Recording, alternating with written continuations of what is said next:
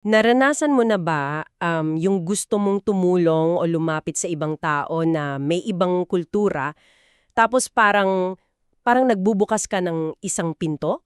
Oo, yung parang may dala kang sarili mong susi para sa pinto ng iba. Tama. Isipin mo ito.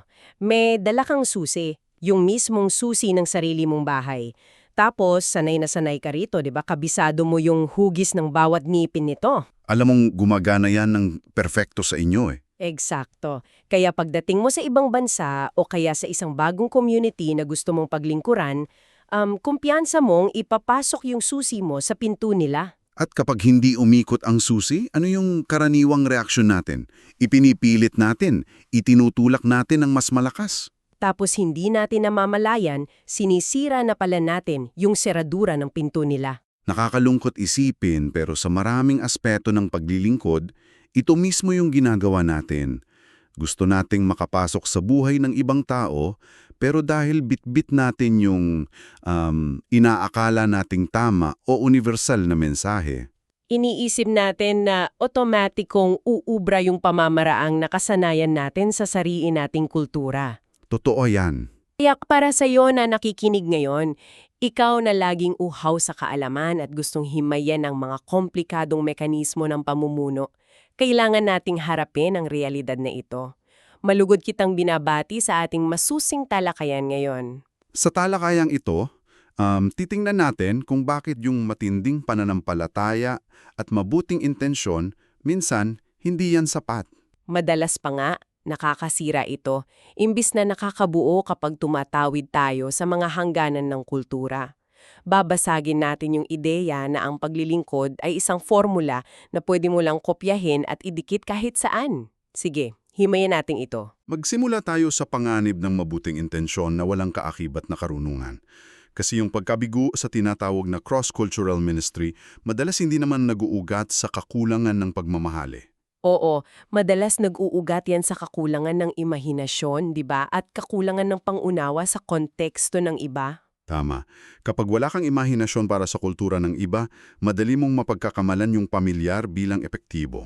Grabe ang bigat nun, pamilyar bilang epektibo. Tingnan natin yung epekto nito sa mga short-term missions, yung mga pagbisita ng mga grupo para magbigay ng tulong sa mga nasa laylayan.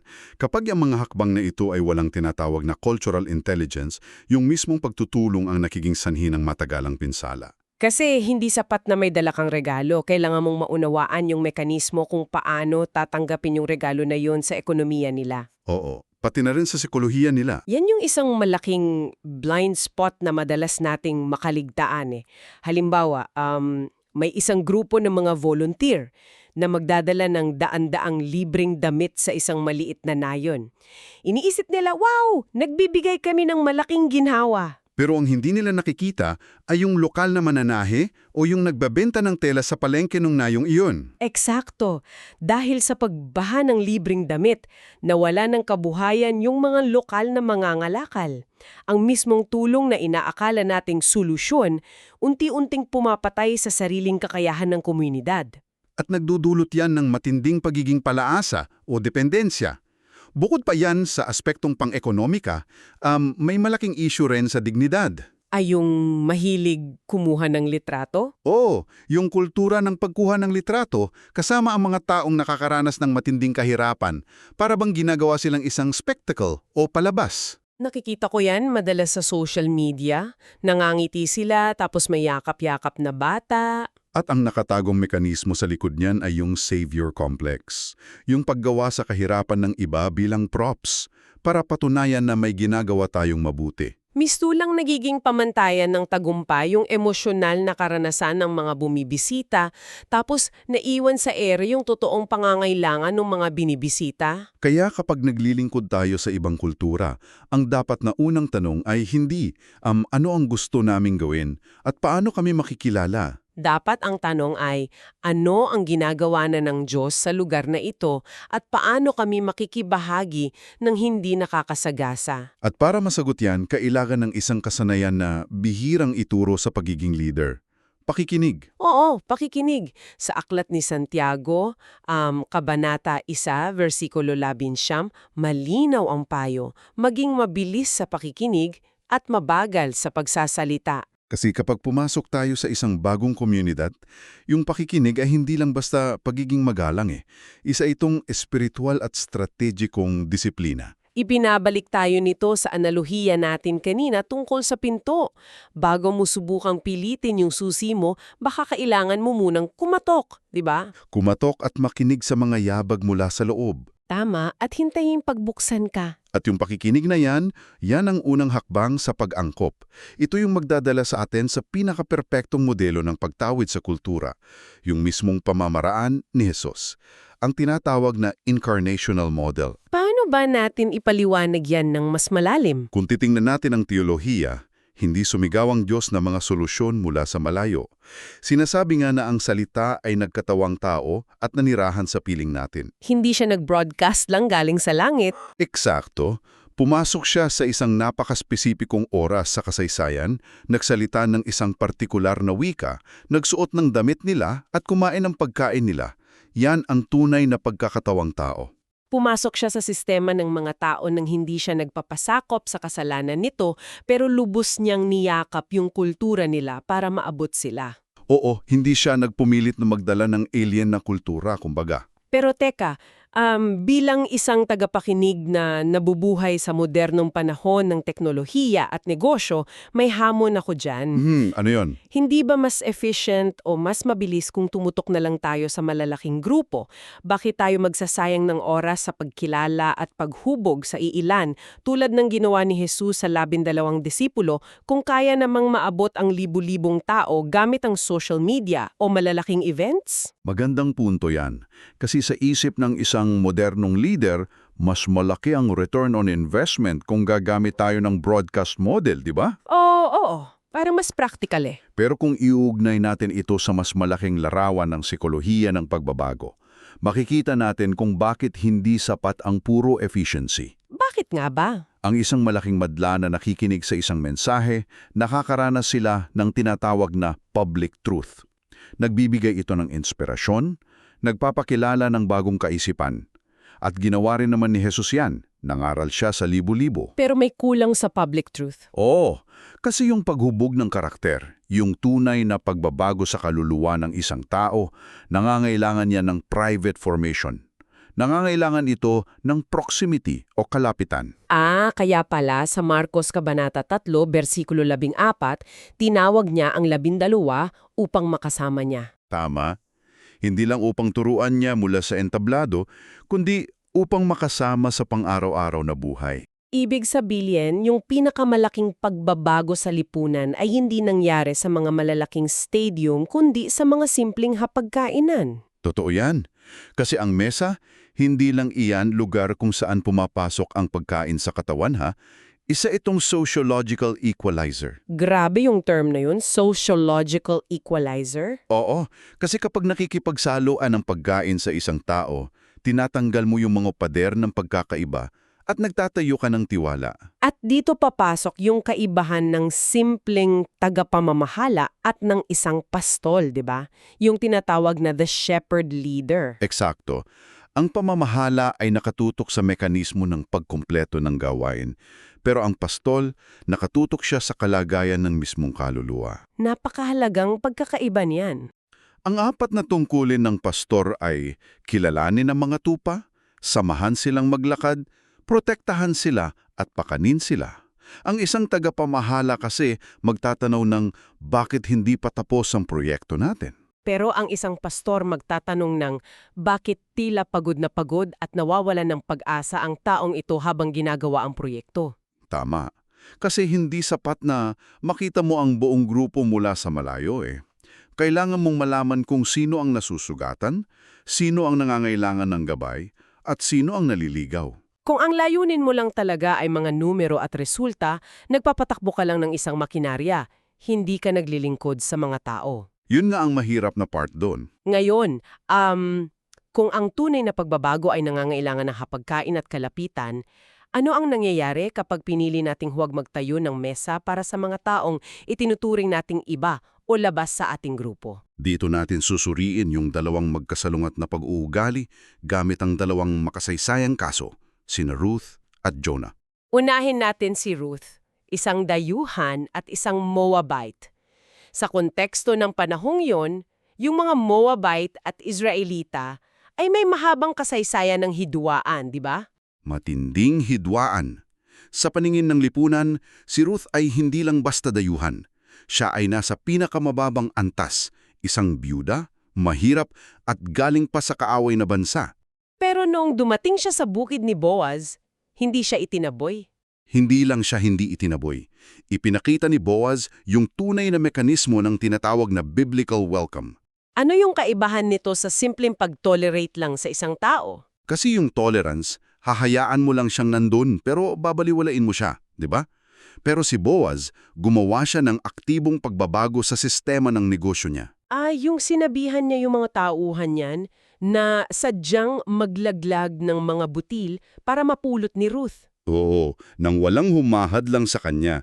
Nagbigay si Boaz ng proteksyon laban sa pang-aabuso at tiniyak niyang may maiuwing pagkain si Ruth na pinaghirapan niya pa rin. Napanatili niya yung dignidad ni Ruth.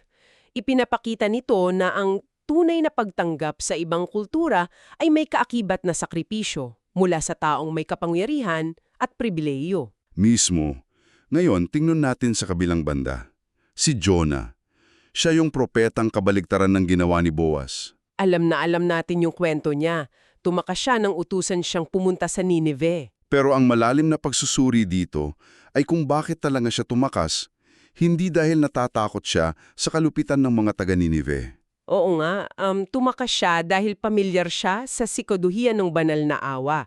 Alam niya na kapag pumunta siya ron at naghayag ng mensahe, posibleng magpatawad ang Diyos. At iyan ang pinakakinatatakutakan niya.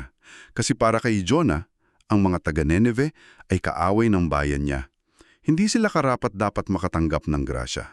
Grabe yung mindset na yun. Ito yung tinatawag nating tribal mercy, di ba? Oo, tribal mercy.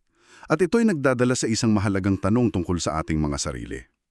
Ang nangyari kasi kay Jonah ay isang malalim na psychological na patibong. Paano yun? Mayroong siyang napakatibay na nasyonalismo at pagmamalaki sa sariling lahi. Nais niya ang biyaya ay eksklusibo lang sa kanila. Kaya nung napilitan siyang pumunta sa Nineveh, nagkaroon lang siya ng outward obedience. Panlabas na pagsunod lang, ginawa niya ang pinapagawa sa kanya. Pero sa loob niya may nag-aalab na inward resentment o lihim na pagkamuhi. Umupo pa na siya sa labas ng lungsod at hinintay na mawasak ito Kaya yung misyon ni Jonah ay hindi nabigo dahil hindi nakinig ang mga tao. Nabigo ito dahil mas pinili niyang magalit sa kabutihan ng Diyos kesa maggalak sa kaligtasan ng kanyang mga kaaway. Napakabigat nun.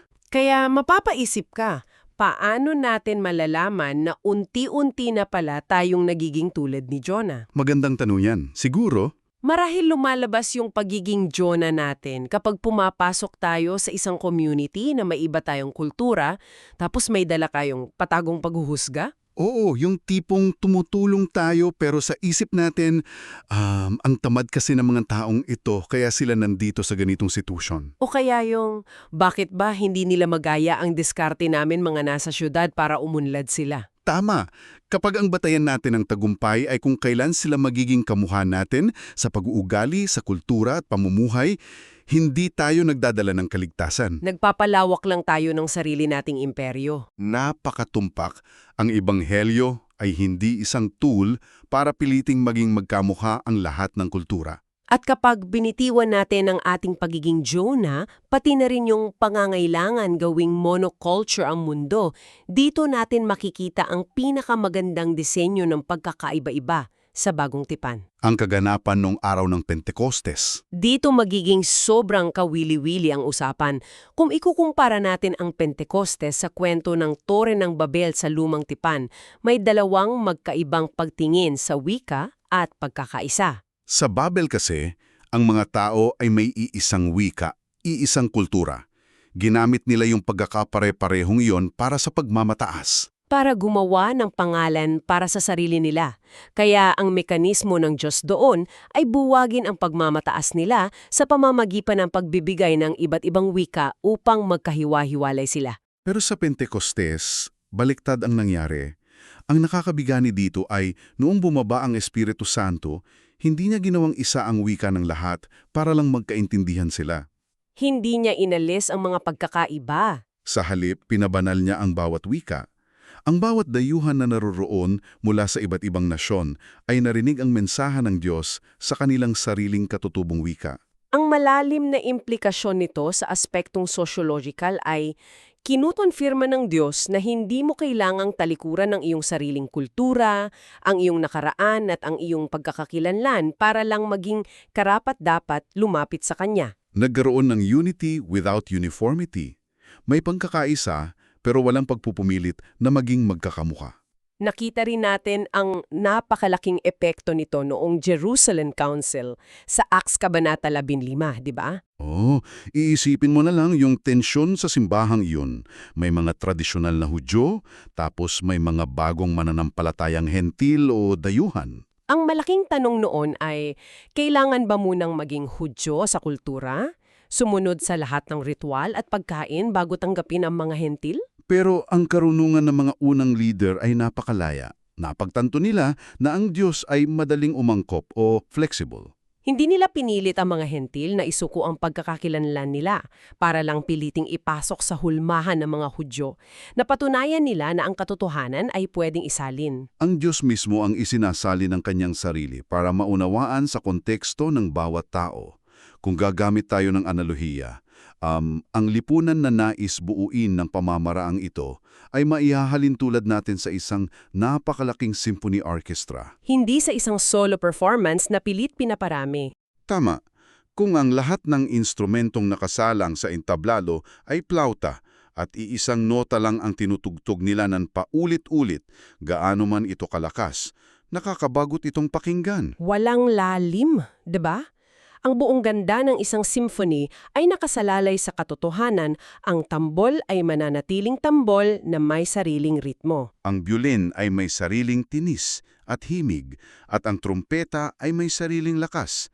Magkakaiba sila ng paraan ng pagpapahayag. Pero lahat sila ay sumusunod sa iisang kumpas ng konduktor upang lumikha ng isang nakakapanindig balahibong musika. Yan ang pinakamagandang larawan ng cross-cultural na pagkakaisa. Kaya, ano ba talaga ang ibig sabihin nito para sa'yo? Oo, ikaw na nakikinig na abala sa pag-aaral kung paano maging isang epektibong leader at mamamayan. Marahil hindi ka naman nakatakdang lumipad papuntang ibang bansa bukas para sa isang malaking mission trip. Pero yung mga mekanismo ng cross-cultural ministry at malalim na pakikinig, nangyayari yan sa pang-araw-araw mong buhay. Maaring ito ay sa pagiging manager mo sa isang kumpanya kung saan ang mga empleyado mo ay galing sa iba't ibang probinsya o henerasyon. O kaya sa paglipat mo sa isang bagong komunidad. O maging sa simpleng pakikipag-usap mo sa isang taong may radical na magkaibang pananaw sa politika o sa buhay. Ang pagtawid sa mga hangganang iyon ay hindi nangangailangan ng mas malakas na pagdikta, kundi ng pamumunong pastol. Yung uupo kasama nila sa isang hapag, aalamin mo kung saan sila nasusugatan, at iirespeto mo ang kanilang pintuan nang hindi ipinipilit ang susi mo. Mahalagang paalala na sa tuwing papasok tayo sa buhay ng iba, hindi tayo dumadating bilang mga tagapagligtas na may dalang solusyon sa lahat ng problema nila. Mas mainam na makita natin ang ating mga sarili bilang mga panauhin, di ba?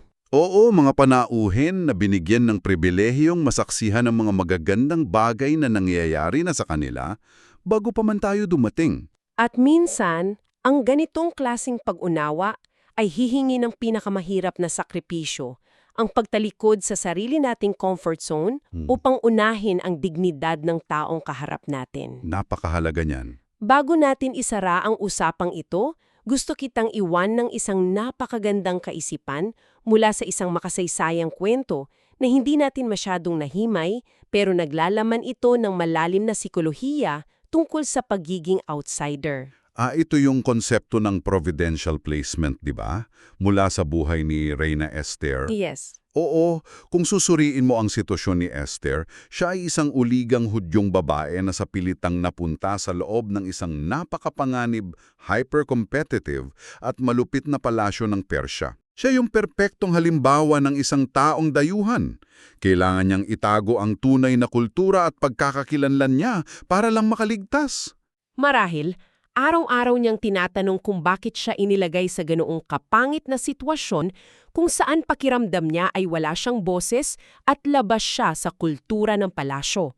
Pero ang pinakabuod ng kwento ni Esther ay ang pag-unawa na ang kanyang posisyon bilang isang outsider, iyon ang mismong mekanismo na nadligtas sa mga kababayan niya. Dahil nasa loob siya ng palasyong iyon, sa isang kulturang hindi kanya, nakita at napigilan niya ang malagim na plano laban sa kanyang bayan. Yung sitwasyong minsang nag-iwan sa kanya ng pakiramdam na hiwalay at nag-iisa ay siya palang eksaktong kagamitan para makapaglingkod siya ng may pinakamataas na epekto. Ito yung sikat na katagang inilagay siya roon para sa ganitong panahon. Kaya sa iyo na nakinig ngayon, naisip mo na ba paano kung ang lugar kung saan pakiramdam mo ay isa kang dayuhan, ngayon sa isang trabahong parang hindi ka kabilang, sa eskwelahang iba ang pananaw kaysa sayo, o sa isang komunidad na puno ng hamon, ay hindi isang aksidente o pagkakamali. Paano kung hindi mo kailangan piliting baguhin kaagad ang kultura nila para lang maging komportable ka? Inilagay ka eksakto sa sitwasyong iyan hindi para mainis at maging isang Jonah, kundi dahil ikaw mismo ang tulay na kailangan nilang makasama sa hapagkain. Kaya sa susunod na haharap ka sa isang pinto na kakaiba ang hugis ng kandado, alalahanin mo ito. Dalhin mo ang iyong presensya, dalhin mo ang iyong kakayahang makinig ng malalim, pero iwan mo na sa bahay yung lumang susi mo. Hayaan mo ang pagrespeto at pag-ibig ang kusang magbukas ng pintong iyon mula sa loob.